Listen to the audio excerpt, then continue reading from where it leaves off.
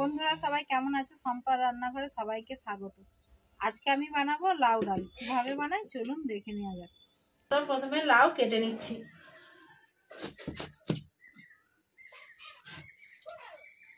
লাউটা কত সুন্দর নরম।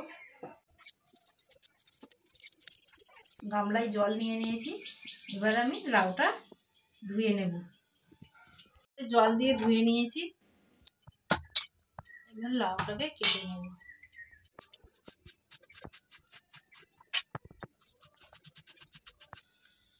এরকম করে লাউটা সরু সরু করে কেটে নিচ্ছি।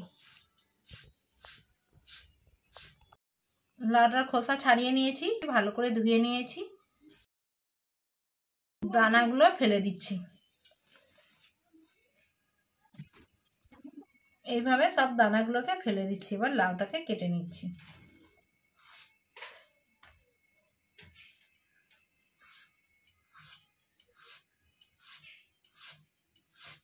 কেটে নেব সরু সরু করে, এইভাবে সব লাউগুলোকে কেটে নেব। সব লাউ কাটা হয়ে গেছে। ডাল সেদ্ধ বসাবো, তার জন্য কড়াই জল দিয়ে দিচ্ছি।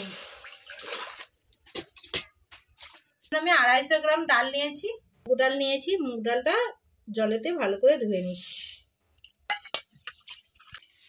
ডালটা ধুয়ে নিয়েছি, এবার দিয়ে দিচ্ছি। ডালটা সেদ্ধ বসিয়ে দিয়েছি, 20 মিনিট সেদ্ধ হওয়ার জন্য ঢেকে রেখে দিচ্ছি। ডালটা সেদ্ধ হওয়ার জন্য 20 মিনিট ঢেকে রেখেছিলাম। ঢাকা খুলে দেখে নিচ্ছি। দেখুন বন্ধুরা, ডালটা কত সুন্দর সেদ্ধ হয়ে গেছে। আমি কাঠি দেব না, লাউ ডাল হবে, তার জন্য কাঠি দেওয়ার দরকার নেই। দেখুন বন্ধুরা, কতটা সেদ্ধ হয়ে গেছে, খুব সুন্দর সেদ্ধ হয়েছে। ডালে জল দিয়ে দিচ্ছি।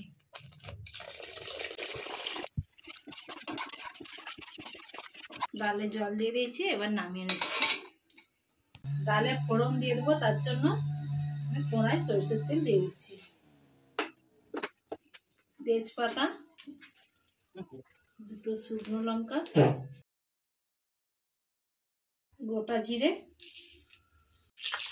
1 চা চামচ পরিমাণে হলুদ দিয়ে দিচ্ছি।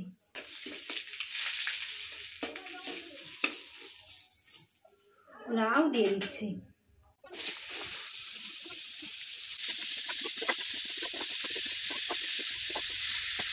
লাউ জলটা বেরিয়ে যাবে, তার জন্য আমি নুন দিয়ে দিচ্ছি। 1 চা চামচ পরিমাণে নুন দিয়ে দিয়েছি।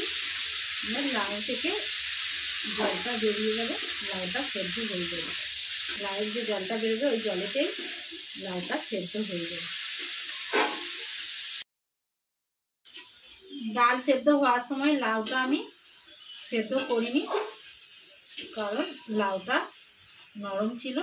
আমি ফোড়ন দেওয়ার সময় লাউটা দিয়ে দিয়েছি। লাউয়ের জলটা শুকিয়ে গেছে, এবার আমি ডালটা আগে থেকে সেদ্ধ করে রেখেছিলাম দিয়ে দিচ্ছি। ডালটা আগে থেকে সেদ্ধ করে রেখেছিলাম দিয়ে দিচ্ছি। স্বাদ মতো নুন দিয়ে দিচ্ছি, স্বাদ মতো চিনি দিয়ে দিচ্ছি। লাউ ডাল একটু মিষ্টি না হলে ভালো লাগে না, একটু মিষ্টি দিতে হবে। ডালটা হয়ে গেছে, নামিয়ে জিরে ভেজে গুঁড়ো করে রেখেছিলাম, অল্প করে দিয়ে দিচ্ছি। বন্ধুরা, লাউ ডাল রুটির সঙ্গে বা ভাতের সঙ্গে খেতে পারেন। আপনারা দুটোর সঙ্গেই খেতে পারেন, দুটোতেই খেতে খুব সুন্দর লাগে। আপনারাও বাড়িতে এই রেসিপিটা ট্রাই করবেন। আমার ভিডিও যদি আপনাদের ভালো লেগে থাকে, বেশি বেশি করে লাইক, কমেন্ট এবং সাবস্ক্রাইব করে আমার পাশে থাকবেন।